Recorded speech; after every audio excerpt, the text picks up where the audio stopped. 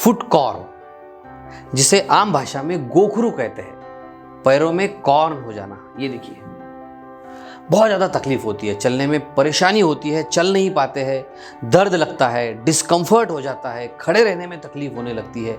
इतना ही नहीं, शरीर का पोस्चर भी चेंज हो जाता है। जिनको ये तकलीफ होती है, ऐसे काफ़ी पेशेंट्स को मैंने देखा है। दिखने में बहुत छोटी सी बीमारी है, लेकिन उनके लिए ये बहुत ज़्यादा परेशानी का विषय हो जाता है। आमतौर पर जब ये तकलीफ पैर में हो जाती है, दिखने को तो छोटी सी बात है, लेकिन चलने में बहुत ज़्यादा परेशानी इनको होती है। हर कदम के साथ दर्द का सामना करना पड़ता है। और इतना ही नहीं, अगर ये बढ़ जाए तो ये छोटा सा जो दिखने वाला कॉर्न है, छोटा सा जो गोखरू है, बड़ा हो जाता है, बेर के आकार की गांठ भी बन जाती है। और अगर इन्फेक्ट हो जाए, अगर फट जाए, तो उसमें से स्त्राव भी निकलने लगता है। तो ऐसी तकलीफ अगर आपको है तो क्या करना चाहिए? महत्वपूर्ण 11 टिप्स दूंगा, महत्वपूर्ण 11 बातें बताऊंगा जो इस गोखरू से रिलेटेड बहुत इंपॉर्टेंट है, और एक एक बात को अच्छे से आपने समझना चाहिए, इस उपाय को आपने आजमाना चाहिए। नमस्कार, मैं डॉक्टर शीतल टोंग से बहुत बहुत स्वागत करता हूं आपका डॉक्टर टोंग से होम्योपैथी पे। अभी तक अगर आपने सब्सक्राइब नहीं किया है, तुरंत नीचे सब्सक्राइब का बटन दबाइए ताकि अच्छे और नए वीडियो सबसे पहले आप देख सकें। तो सबसे महत्वपूर्ण पहली बात जो है, जो आपने जाननी ही चाहिए, वो है ये हुआ क्यों, क्या इसका कारण है। क्योंकि कारण तक अगर आप पहुंचेंगे तो इसका इलाज भी आसान हो जाएगा। देखिए, सबसे इंपॉर्टेंट 2 शब्द बड़े महत्वपूर्ण इसमें होते हैं। फुट कॉर्न में इन दोनों चीज़ों को समझना ज़रूरी होता है। पहला होता है कांस्टेंट प्रेशर। आपने देखा होगा पुराने ज़माने में जब कुएं से पानी खींचते थे तो उनको हाथ जो होते थे, हाथ में हार्डनेस आ जाता था, कड़क हो जाते थे, यहाँ पे गोखरू के जैसा भाग बन जाता था। सेम आपके पैरों पर भी अप्लाई होता है। अगर कांस्टेंट प्रेशर बने, कांस्टेंट आपके पैरों के ऊपर अगर दबाव बन जाए, या फिर फ्रिक्शन हो, घर्षण बार बार होने लगे, ऐसे कंडीशन में ये गोखरू की अवस्था उत्पन्न होती है। इसीलिए सबसे पहली बात आपने जो देखनी है, अगर आपको ये तकलीफ है तो उसमें कहाँ से प्रेशर बन रहा है ये आपने देखना चाहिए, फ्रिक्शन हो रहा है क्या ये आपने देखना चाहिए। सो अगर ऐसा कुछ है तो उसके ऊपर फोकस करके उसे निकालना बड़ा ज़रूरी होता है। अगर बाहर से कोई चीज़ आपके पैर को लग जाए, जैसे कांटा लग गया, या फिर पत्थर पे आप चल रहे हैं, बहुत दिनों से आप कंटिन्यूसली चलते हैं, पत्थरों पे चल रहे हैं, या फिर सडनली कोई नुकीली चीज़ आपके पैर के अंदर चली गई, इससे भी ये हो सकता है। दूसरी महत्वपूर्ण बात, क्या आपके जूतों में कुछ खराबी है? जी हाँ, खराब अगर जूते हैं, खराब इन द सेंस, खराब हम किसे कहेंगे, जैसे मैंने पहले ही बताया, प्रेशर जहाँ से क्रिएट होगा, या फिर फिटिंग अगर आपके शूज़ की अच्छी नहीं है। काफ़ी शूज़ में देखा गया है कि उनके अंदर हार्ड सरफेस होता है, चलते वक्त आपको नरम गद्दी के जैसा नहीं लगता है, बल्कि बहुत ज़्यादा हार्ड होते हैं। इसमें भी आपको तकलीफ बढ़ सकती है। या हम देखते हैं लेडीज़ में ऊंची एड़ी वाली सैंडल जो है, हाई हील शूज़ काफ़ी महिलाएं पहनती है, तो इससे भी ये तकलीफ हो सकती है। इस कारण को भी आपको फाइंड आउट करना है।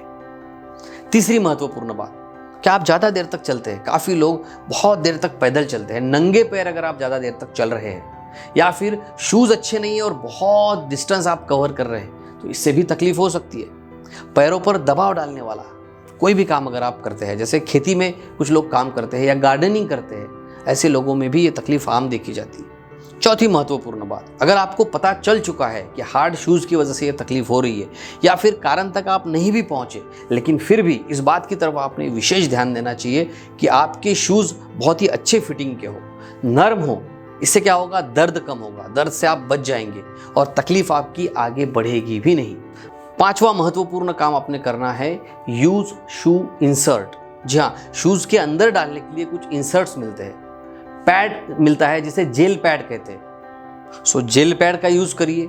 घर में जब भी आप है, आप नरम चप्पल पहनिए। ऑर्थोरेस्ट चप्पल आपको मिलती है, नरम चप्पल मिलती है, वो आप घर में पहनिए। सिलिकॉन पैड मिलते हैं। आपने क्या करना है, अगर आपको शूज़ पहनना अनिवार्य है, क्योंकि मेरे पास ऐसे काफ़ी पेशेंट है, आर्मी के काफ़ी लोग हैं जिनके शूज़ बड़े हार्ड होते हैं, तो उनको मैं सजेस्ट करता हूँ कि आपके शूज़ के अंदर सिलिकॉन पैड मिलता है, आपको वो डालिए। वो नरम होता है, जिससे आपके पैरों में प्रेशर नहीं आएगा।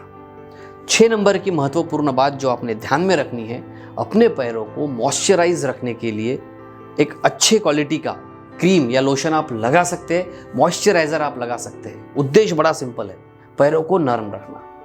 7वीं महत्वपूर्ण बात, आपका वेट अगर ज़्यादा है तो वज़न को नियंत्रित रखना है, क्योंकि आपका वेट अगर बढ़ जाएगा, आपका वजन अगर बढ़ जाएगा तो ऑटोमेटिकली पैरों का बढ़ा हुआ वजन आपके कॉर्न पर भी आएगा, आपके गोखरू पर भी आएगा और दर्द बढ़ जाएगा। 8वीं महत्वपूर्ण बात, सैंडल अगर हाई हील है तो उसे आपको नहीं पहनना है। 9 नंबर की बहुत ज़्यादा इंपॉर्टेंट बात, होम्योपैथी की दवाई लीजिए। जी हाँ, मैं सजेस्ट करूंगा आपको होम्योपैथी की दवाई लीजिए, क्योंकि काफ़ी पेशेंट्स मैंने ऐसे देखे हैं जिन्होंने ऑपरेशन किया है और उसको कट करके निकालने के बावजूद भी उन्हें ये तकलीफ हो गई है। ऐसे में अगर आप होम्योपैथी की दवाई यूज़ करते हैं तो जो कॉर्न आपको है, जो गोखरू है, वो बिना ऑपरेशन ही निकल जाएगा। बहुत ज़्यादा संभावना है कि वो गायब भी हो जाए और बार बार होने की जो प्रक्रिया है वो भी रुक जाएगी। काफ़ी अच्छी दवाइयाँ होम्योपैथी में है, जैसी एंटीम क्रूड है, थुजा है, कैल्क्रिया फ्लोर है, नाइट्रिक एसिड है, सल्फर है। लेकिन याद रखिए, खुद के मन से ये सुन के दवाई नहीं लेना है, अच्छे डॉक्टर को दिखाइए। मुझसे भी आप कंसल्टिंग कर सकते हैं, मुझे आप व्हाट्सएप भेज सकते हैं, मेरा व्हाट्सएप नंबर नीचे है, व्हाट्सएप कीजिए, मैं आपके व्हाट्सएप का जवाब दूंगा। इससे क्या होगा, आपको अच्छा गाइडेंस मिलेगा, खुद के मन से दवा नहीं।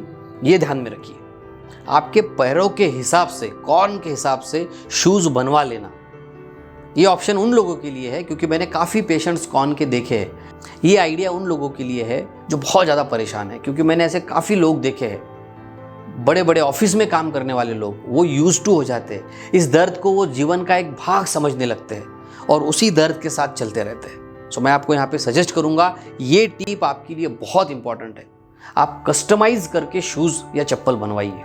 जी हाँ, काफ़ी लोग हैं, आपके आसपास भी ऐसे लोग होंगे जो आपको शूज़ को कस्टमाइज करके देंगे, या फिर किसी ऑर्थोपेडिक डॉक्टर से भी आप पूछ सकते हैं, वो भी आपको ये सजेस्ट करेंगे।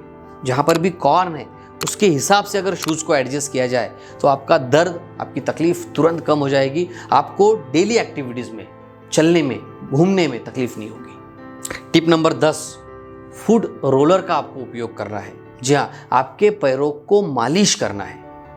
इससे क्या होगा, इससे आपका सर्कुलेशन अच्छा हो जाएगा, आपके पैरों का सर्कुलेशन अच्छा होगा, स्वेलिंग वहाँ की कम होगी, जिसकी वजह से सुधार में इससे बहुत मदद आपको मिलेगी और फुट कॉर्न के जो बढ़ने की जो संभावना है वो भी कम हो जाएगी। तो इस तरह से होता है फुट रोलर।